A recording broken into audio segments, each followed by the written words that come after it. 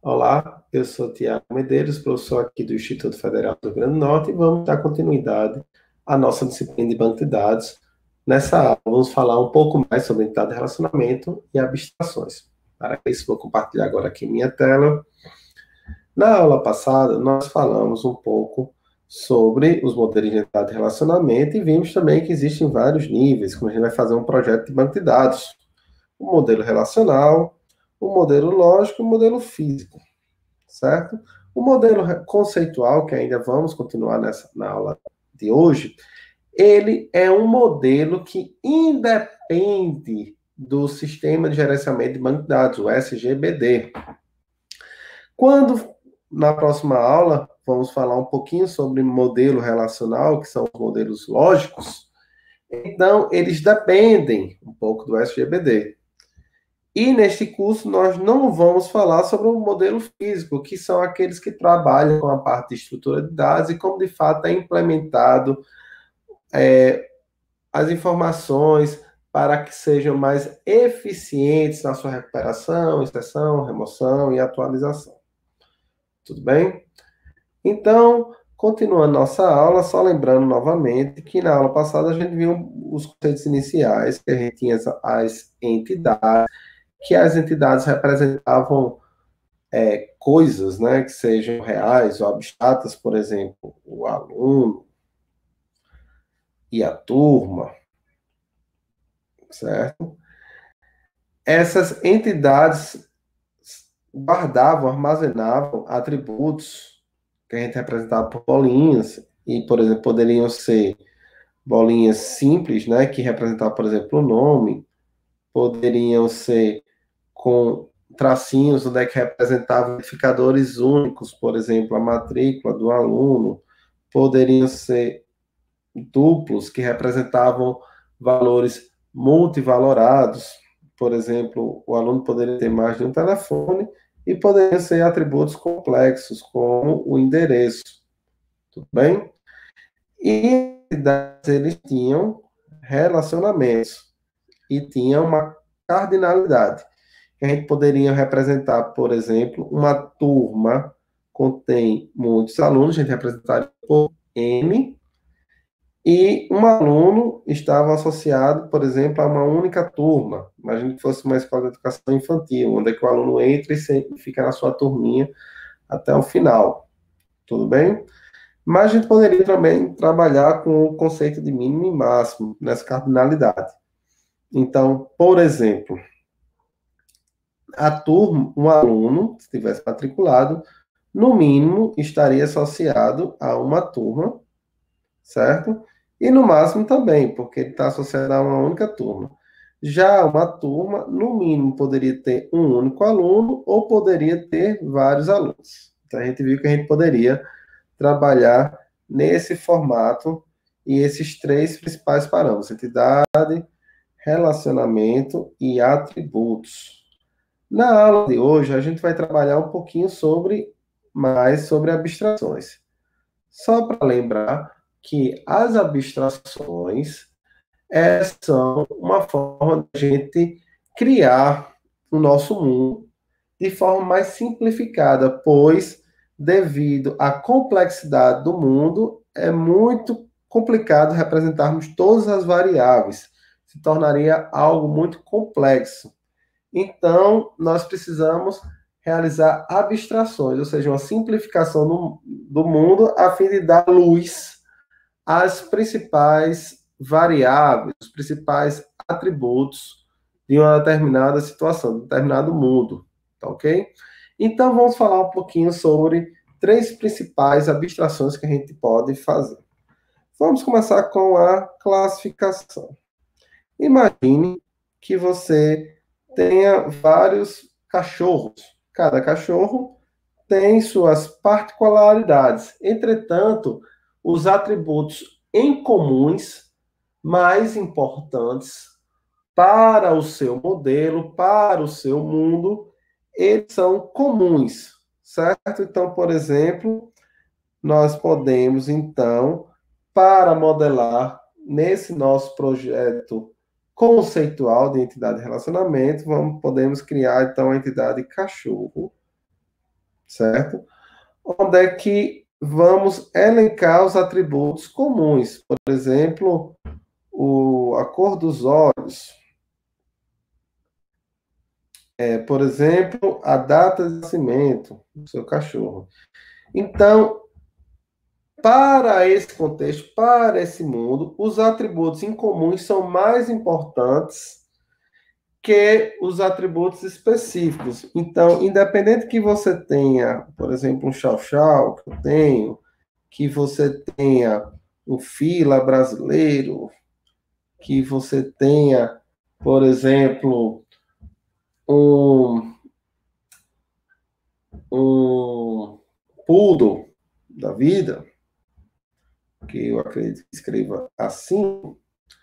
Então, as características incomuns que você quer representar no seu mundo, você cria uma entidade e coloca essas características comuns. A isso a gente chama de classificação.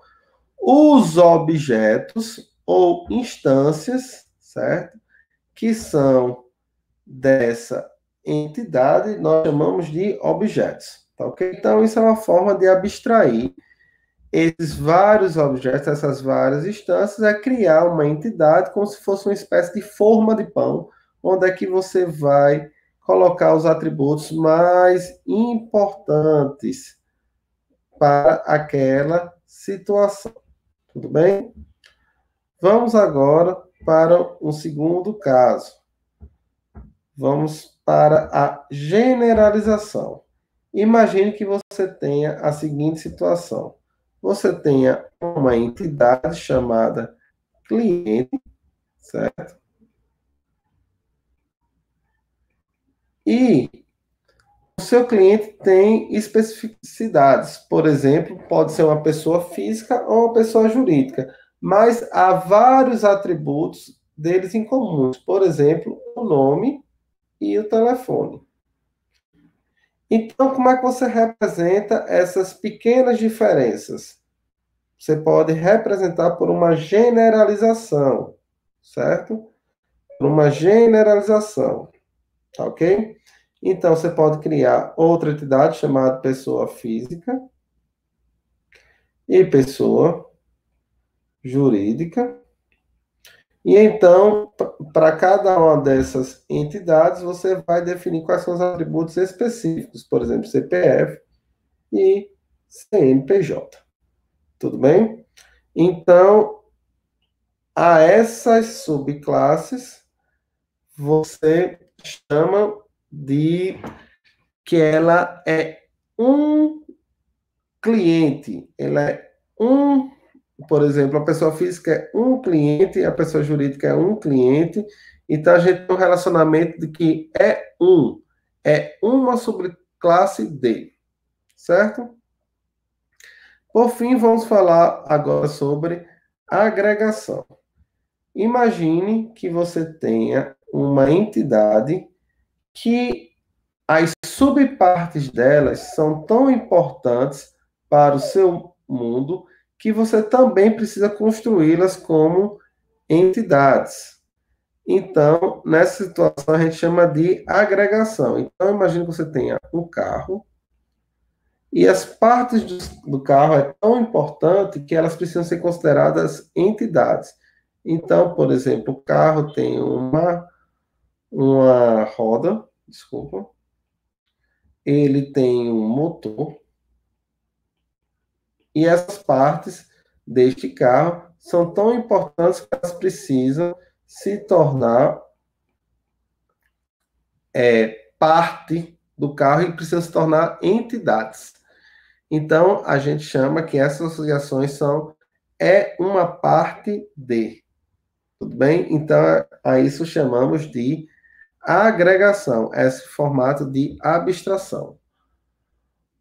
Uma outra situação também muito interessante é quando as relações entre duas entidades são tão importantes, inclusive a ter atributos que nós chamamos de entidades associativas. Então, por exemplo, imagine que você é um cliente, certo? Vou chamar aqui de CL, e precisa comprar um produto. Essa situação vai gerar uma relação de compra. E um cliente pode comprar muitos produtos, e um produto pode ser comprado por muitos clientes. Sendo que essa relação também pode possuir atributos, por exemplo, a data e, por exemplo, forma de pagamento. Então, veja que essa relação, por possuir atributos inclusivos, ela se torna uma relação muito forte. Geralmente ocorre quando você tem relacionamento entre duas entidades de N para N, certo? Uma forma de você tentar melhor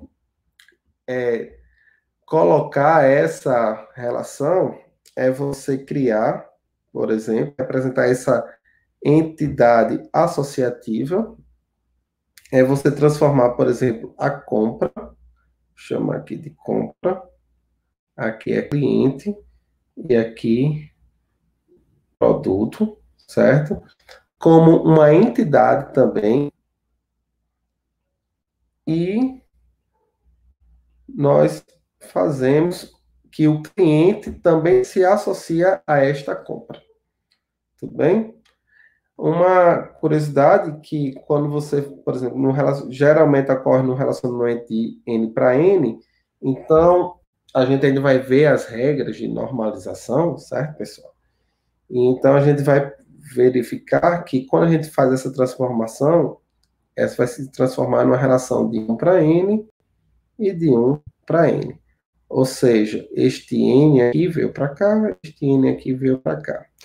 Que significa que um cliente pode fazer várias compras, um produto pode estar presente em várias compras, entretanto, esta compra específica, de uma data específica, de uma forma de pagamento específica, por exemplo, que aconteceu naquele momento, foi realizado, certo? Por um produto específico e por um cliente específico.